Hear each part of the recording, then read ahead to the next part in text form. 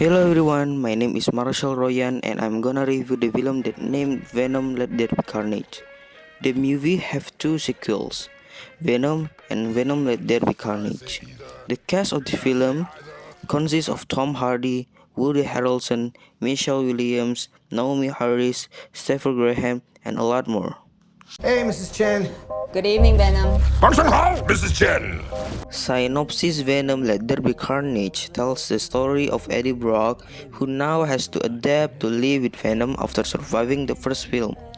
Meanwhile, a serial killer named Cletus Kasady has escaped from prison. This condition then endangers Brock because Kasady also has a symbiote named Carnage. The storyline of this film really focuses on the development of Eddie Brock's relationship with Venom, as well as the birth of Cletus Kasady as Carnage. The narrative of the story takes place in a very short, concise, and clear way in a duration of 97 minutes, which is very short for a superhero film. This also makes the conflict in this film not go around and around. Indeed, there is nothing special about the plot of Venom Let There Be Carnage, even though it is more exciting than first film. However, the storyline in the second film is much easier to understand, so the audience doesn't have to think hard when watching it. Moreover, throughout the film we also get various kinds of comedies that make the storyline more fun to follow, although it makes the storyline shorter and denser. The short duration of this film actually has a negative impact on the fighting moments.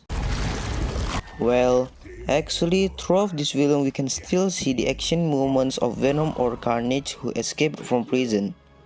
However, the moment of the battle between Venom and Carnage, which is highly anticipated in this film, really only happened at the end of the film.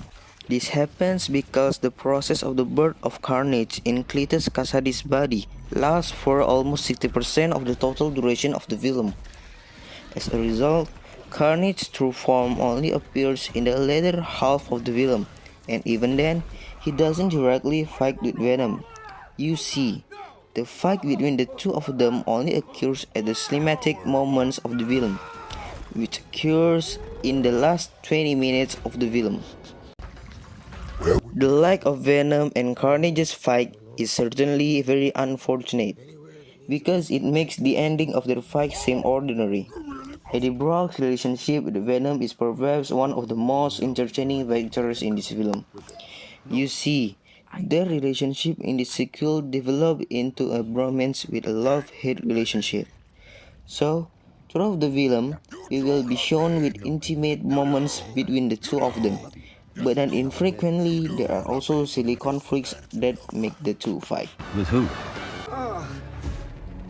Tom Hardy as Eddie Brock as well as the voice of Venom is considered very successful in presenting the chemistry between humans and the alien symbiote.